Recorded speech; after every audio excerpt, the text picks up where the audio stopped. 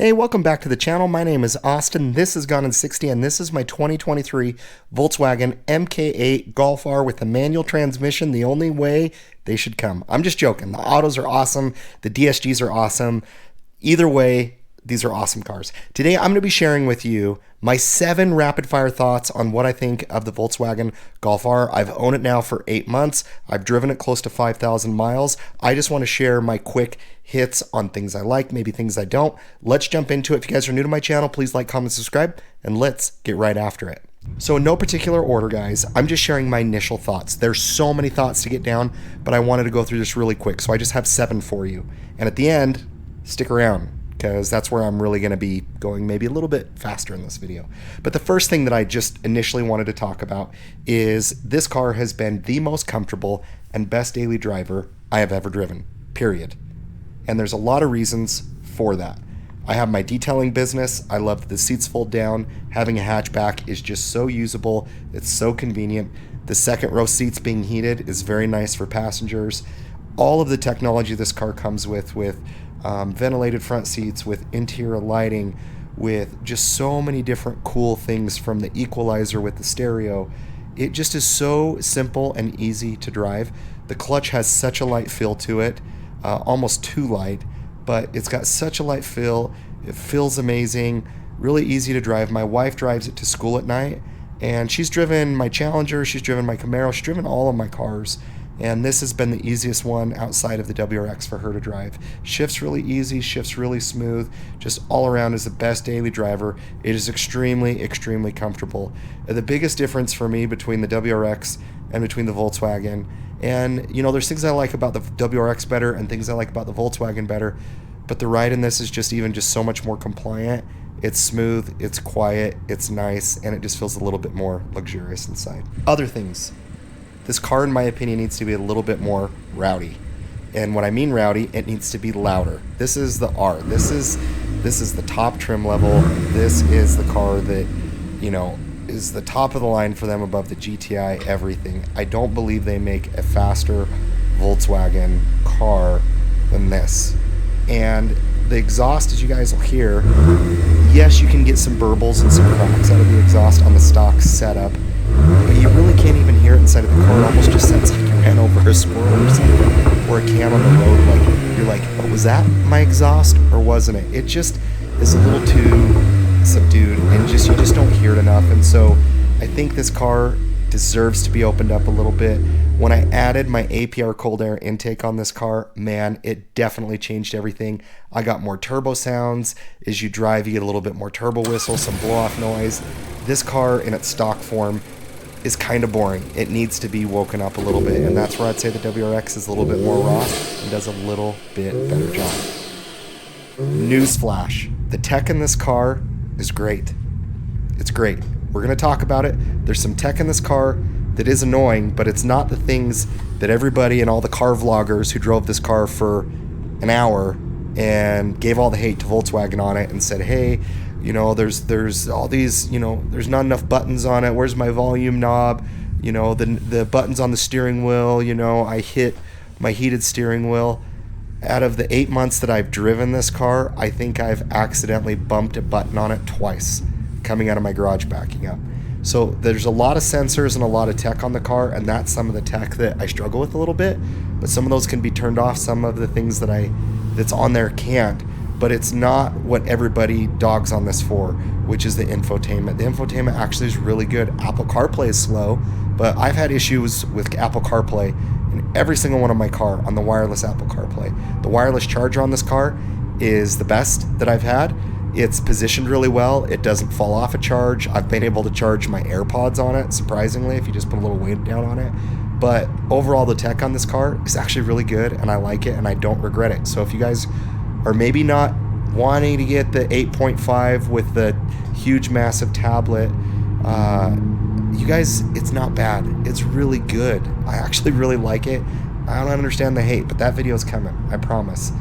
So this car, guys, can do it all. All-wheel drive, awesome. Now, it's obviously a little bit different than WRX. That's symmetrical all-wheel drive. This depends on, you know, it basically finds a wheel that's slipping and decreases or adds power to make sure that it grips. So This car is something you can drive all year round. I've driven it through the snow. All-wheel drive does a great job.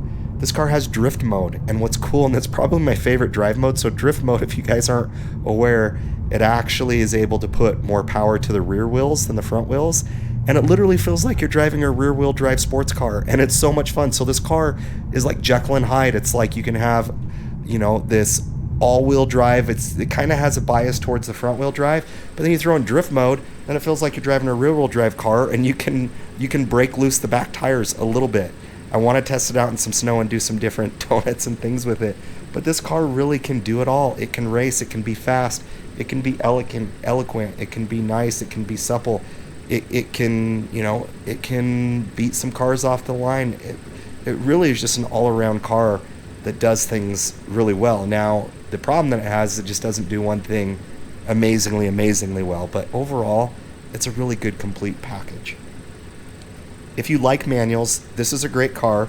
I've had better manual transmissions. Now, this car shifts great, but an annoyance that I have with the manual transmission, and almost every new manual that car manufacturers are making today, they have what they call hill start assist. If you guys have driven a manual transmission, or you're trying to learn how to drive a manual transmission, I suggest you try and learn on a hill without hill start assist.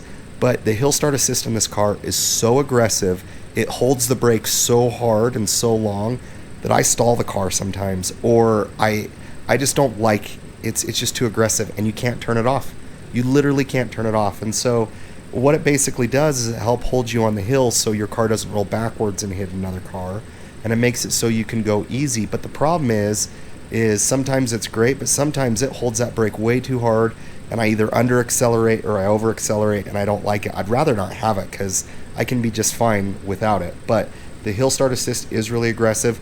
The manual clutch in this car, it is meant more for someone just driving around town as a daily driver. It's not meant for, you know, someone who's going to go tune this car, because that clutch is not going to hold the power. 1000%. I understand why people go the DSG route. The manual clutch isn't going to hold the power. Harman Kardon sound system in this car, it is not better than the Fender sound system in the previous Volkswagen Golf Rs. Now, there is a conversion you can do to swap out the subwoofers in the trunk area, but the Harman Kardon sound system in my WRX was light years better than this. Although this does have a cool equalizer that you can kind of play with some of the settings, but WRX Harman Kardon was way better, but the Fender was way better than the Harman Kardon in this. The last point I want to make, this car is actually pretty dang fast. It's sneaky fast, but it doesn't feel fast. Really hard to explain. Yes, it's got torque. This is a very boost heavy car. There's a lot of boost that they put through the turbo. It surprises you how fast it is, but it doesn't give you that feeling of you're going fast, if that makes sense. So those are just some of my initial quick thoughts, guys. I've enjoyed the car. I love the car. It's been the best daily driver that I've driven. I have so many thoughts and opinions across so many categories that I will bring to you guys on this car, but I just want to give you my rapid thoughts. I'll be doing a 5,000 long-term driver overview on this car here shortly, but that's my just rapid fire thoughts in 8 months. There's 35 other things I could include on this list, so if I didn't include them, it's okay. Sit down, eat a donut, take a deep breath. It'll be okay. If you guys are new to my channel, please like, comment, subscribe. If you like this video, please let me know. If you didn't like it, it's okay. Leave a thumbs down. I don't care. Thank you, guys. We'll catch you on the next video.